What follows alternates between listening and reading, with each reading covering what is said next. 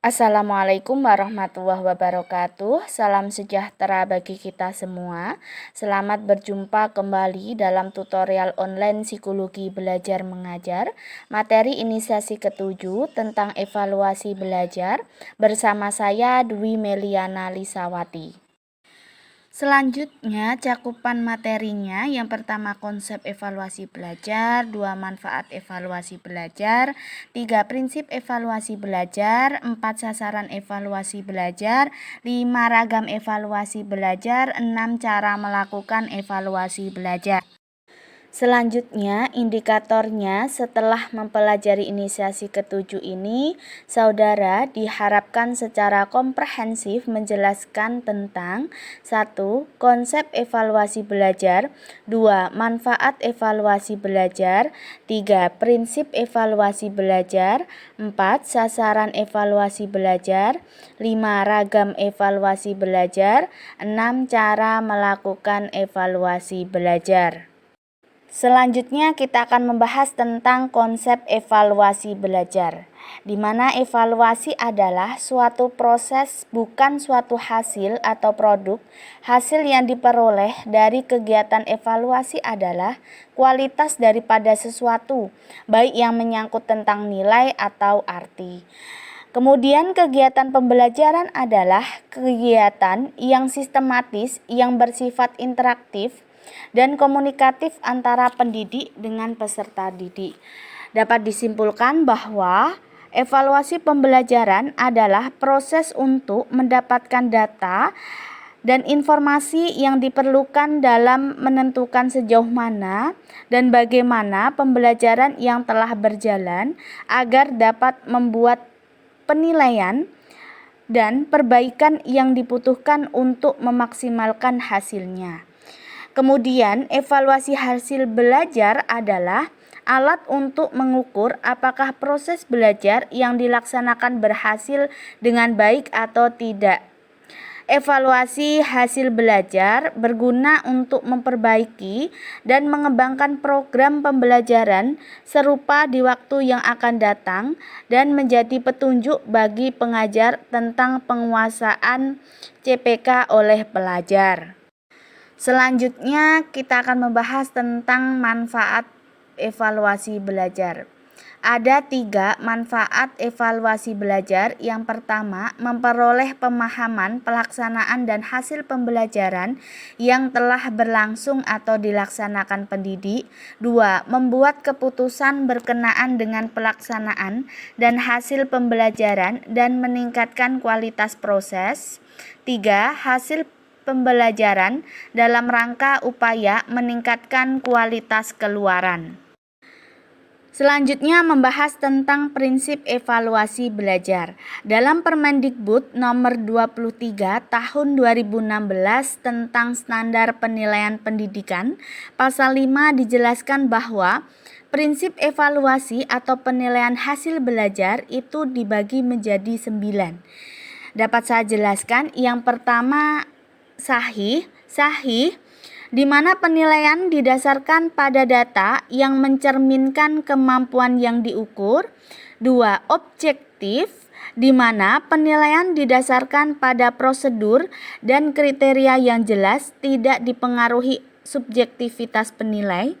3. Adil, di mana penilaian tidak menguntungkan atau merugikan peserta didik karena kebutuhan khusus serta perbedaan latar belakang agama, suku, budaya, adat istiadat, status sosial ekonomi, dan gender. 4. Terpadu, di mana penilaian merupakan salah satu komponen yang tak terpisahkan dari kegiatan pembelajaran. 5. Terbuka, di mana prosedur penilaian, kriteria penilaian, dan dasar pengambilan keputusan dapat diketahui oleh pihak yang berkepentingan. 6. Menyeluruh dan berkesinambungan, di mana penilaian mencakup semua aspek kompetensi dengan menggunakan berbagai teknik penilaian yang sesuai untuk memantau dan menilai perkembangan kemampuan peserta didik. 7. Sistematis, di mana penilaian dilakukan secara berencana dan bertahap dengan mengikuti langkah-langkah yang baku. 8. Beracuan kriteria, di mana penilaian didasarkan pada ukuran pencapaian kompetensi yang ditetapkan. 9. Akuntabel, di mana penilaian dapat dipertanggungjawabkan baik dari segi mekanisme, prosedur, teknik maupun hasilnya. Selanjutnya kita akan membahas tentang sasaran evaluasi belajar. Ada 3 sasaran evaluasi belajar. Di antaranya yang pertama dilihat dari segi tingkah laku peserta didik, di mana segi yang menyangkut sikap, minat, perhatian, keterampilan peserta didik itu sendiri sebagai akibat proses belajar mengajar. Yang kedua, dilihat dari segi pendidikan, di mana menguasai materi yang diberikan oleh dalam proses belajar mengajar. Yang ketiga, dilihat dari segi-segi yang menyangkut proses belajar dan mengajar itu sendiri, di mana bahwa proses belajar mengajar perlu diberi penilaian secara objektif dari guru, sebab baik dan tidaknya proses belajar mengajar akan menentukan baik tidaknya hasil belajar yang dicapai oleh peserta didik. Selanjutnya, dalam sasaran evaluasi belajar itu bisa dilihat dari segi-segi yang harus diukur dalam evaluasi. Itu ada 3. Yang pertama, kedudukan akademis setiap peserta didik baik dibandingkan dengan teman sekelasnya, sekolahnya maupun dengan sekolah-sekolah yang lain. 2. Kemajuan belajar dalam suatu mata pelajaran. 3. Kelemahan dan kelebihan peserta didik. Selanjutnya membahas tentang ragam evaluasi belajar. Ragam evaluasi belajar itu ada 7. Di antaranya yang pertama pretest dan posttest, di mana pretest itu adalah suatu kegiatan yang dilakukan guru secara rutin pada setiap akan memulai penyajian materi atau pembelajaran. Tujuannya untuk mengidentifikasi saraf pengetahuan siswa mengenai materi yang akan disajikan. Evaluasi ini seringkali berlangsung singkat dan tidak memerlukan instrumen tertulis. Selanjutnya posttest itu adalah kebalikan dari pretest, yakni kegiatan evaluasi yang dilaksanakan guru pada setiap akhir penyajian materi. Tujuannya adalah untuk mengetahui taraf penguasaan siswa atas materi yang telah diajarkan oleh guru. Yang kedua, evaluasi prasyarat, di mana evaluasi jenis ini sangat mirip dengan pretest. Tujuannya untuk mengetahui penguasaan siswa atas materi lama yang mendasari materi baru yang akan diajarkan. Contohnya, evaluasi penguasaan penjumlahan bilangan sebelum memulai pelajaran perkalian bilangan. Yang ketiga, evaluasi diagnostik. Jenis evaluasi ini dilakukan setelah selesai penyajian sebuah satuan pelajaran dengan tujuan mengidentifikasi bagian tertentu yang belum dikuasai siswa. Evaluasi jenis ini dititik beratkan pada bahasan tertentu yang dipandang telah membuat siswa mendapat kesulitan. Yang keempat, evaluasi formatif. Evaluasi jenis ini kurang lebih sama dengan ulangan yang dilakukan pada setiap akhir penyajian mata pelajaran atau modul. Tujuannya untuk memperoleh umpan balik yang mirip dengan evaluasi diagnostik, yaitu untuk mendiagnosis kesulitan belajar siswa. Hasil diagnosis tersebut digunakan sebagai bahan pertimbangan rekayasa pengajaran remedial atau perbaikan. Yang kelima, evaluasi sumatif. Penilaian sumatif dapat dianggap sebagai ulangan umum yang dilakukan untuk mengukur kinerja akademik atau prestasi belajar siswa pada akhir periode pelaksanaan program pengajaran evaluasi ini lazim dilaksanakan pada akhir semester atau akhir tahun ajaran baru.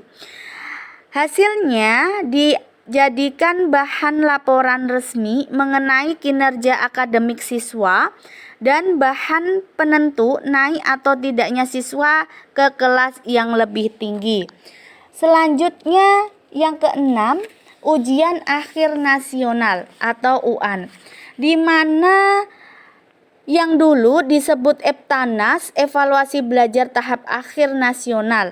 Pada prinsipnya sama dengan evaluasi sumatif dalam arti sebagai alat penentu kenaikan status siswa. Namun UAN dirancang untuk siswa yang telah menduduki kelas tertinggi pada suatu jenjang pendidikan, yakni sejak SD atau MI dan seterusnya.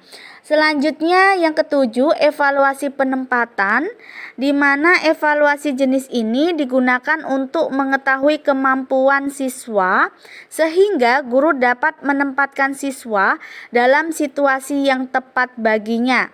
Penempatan yang dimaksud dapat berupa itu yang pertama, penempatan siswa dalam kelompok kerja, yang kedua, penempatan siswa dalam kelas, yang ketiga, penempatan siswa dalam kepanitiaan di sekolah, dan yang keempat, penempatan siswa dalam program pengajaran tertentu.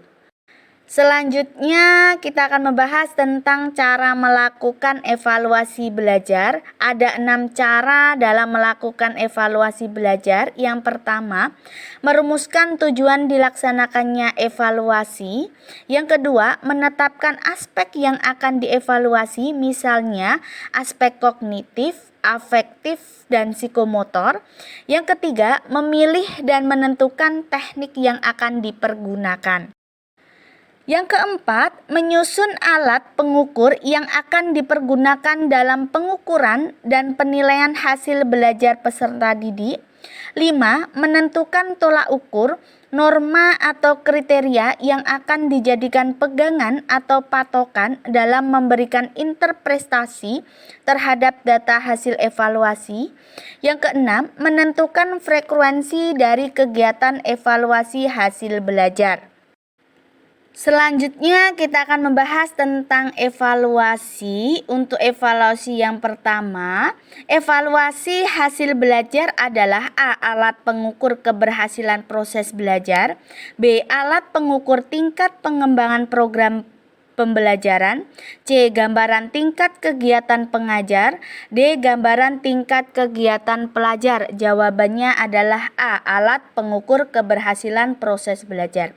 Yang kedua, ciri-ciri evaluasi hasil belajar adalah A. Dilakukan selama kegiatan pembelajaran, B. Dikenakan kepada seluruh pelajar, C. Berisi pernyataan dan perintah sesuai CPK, D. Untuk suatu unit pembelajaran. Jawabannya adalah C. Berisi pernyataan atau perintah sesuai dengan CPK. Selanjutnya, evaluasi yang ketiga, evaluasi hasil belajar harus dapat diandalkan. Hal ini berkaitan dengan ciri A. Practicability, B. Objectivity, C. Validity, D. Reliability. Jawabannya adalah C. Validity. Kemudian yang keempat, cara merumuskan evaluasi hasil belajar yang benar adalah A. Dirumuskan dalam bentuk pernyataan, B. Isi harus sejauh mungkin sama dengan CPK, C. Dilakukan pada saat proses pembelajaran, D. Dilakukan pada pelajar tertentu. Jawabannya adalah B. Isi harus sejauh mungkin sama dengan CPK. Pembahasan selanjutnya tentang daftar pustaka, di mana referensi utamanya saya ambil dari Sudianto Patmowiharjo tahun 2019 dalam bukunya BMP Psikologi Belajar Mengajar, Tangerang Selatan Universitas Terbuka. Untuk referensi tambahannya saya ambil dari Tantowi tahun 2010 dalam bukunya Psikologi Pendidikan, Jakarta Yayasan Canisius, dan saya ambil dari berbagai internet. Selanjutnya, profil media pembelajaran ini saya buat sendiri. Nama saya Dwi Meliana Lisawati. Saya sekarang bekerja sebagai ASN mengajar di SMPN 2 Jekulo, Kabupaten Kudus.